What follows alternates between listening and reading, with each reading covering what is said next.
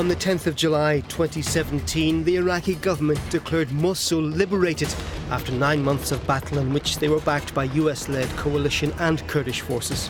ISIS had occupied Mosul for 3 years. The death toll is still highly uncertain, ranging from 9,000 to 11,000. There are still almost 2 million internally displaced people today across Iraq, but nearly 4 million have already returned.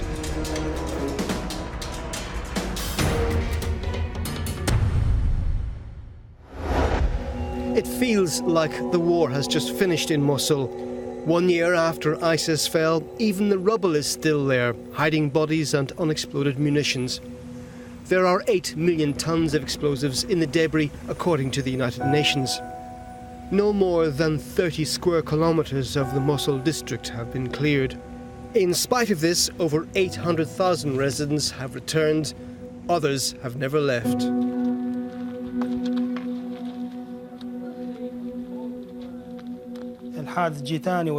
I was about to open the door with my children when an explosion hit us. I lost consciousness.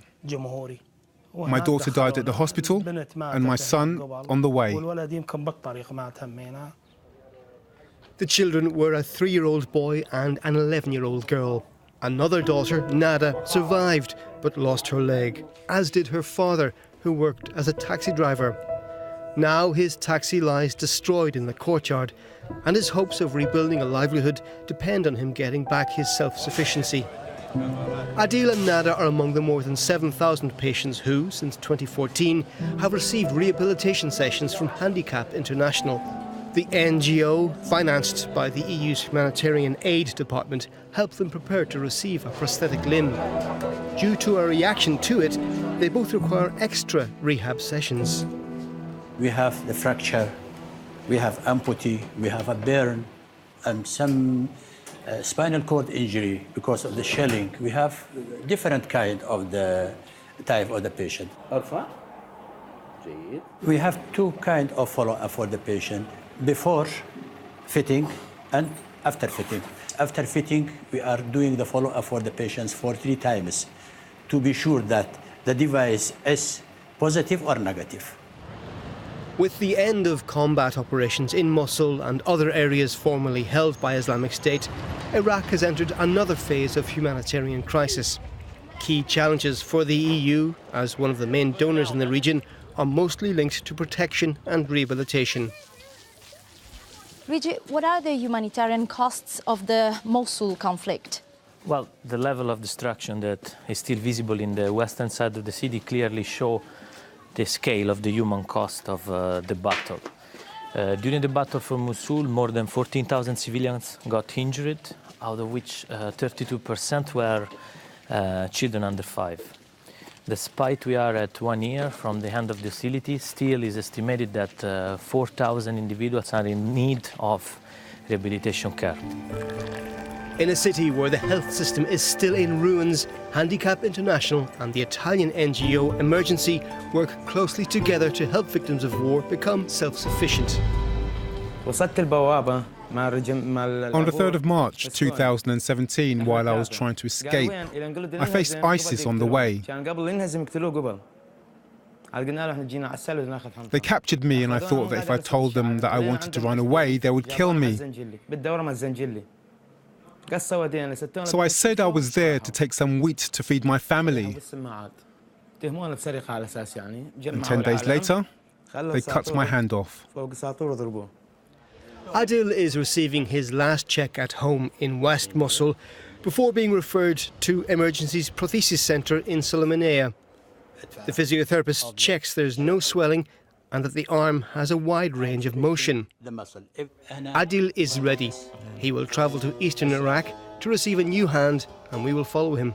Immediately out of Mosul during our 6-hour drive towards Sulaymaniyah, we crossed vast areas heavily impacted by the conflict.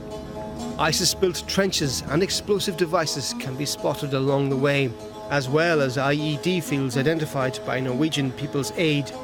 The NGO, financed by the EU, is conducting surveys on suspected and confirmed hazardous areas. Nearly 12,000 square metres have been cleared around the village of Badana. According to the NGO, the exact amount of the so-called contamination in Iraq is still unknown and clearance might take decades. This is a pressure plate. It can be activated by the weight of a child. Since Mosul liberation, nearly 200 people have been killed or injured by the explosion of improvised explosive devices. This is one of the simplest mechanisms used by ISIS, which became more and more proficient in producing IEDs. ISIS have developed varying types of IEDs. The ones we have here in the area of Mosul are more complex because they use things such as anti-cut features on the IED, where if you cut it, it will set off the device. They always used a feature known as crushed wire, which is a very thin, very difficult to see piece of wire that has small contacts on them, and when they are depressed, it will set off the device as well. We started back on our way to Sulaymaniyah, where Emergency opened a rehabilitation centre in 1998. The Italian NGO chose this area because it had been heavily mined during the 1991 Gulf War and 2003 invasion of Iraq. Today, patients arrive from all over Iraq, but even from Syria and Iran. There are some 5,500 patients now. It's here that Adil will receive his prosthetic hand.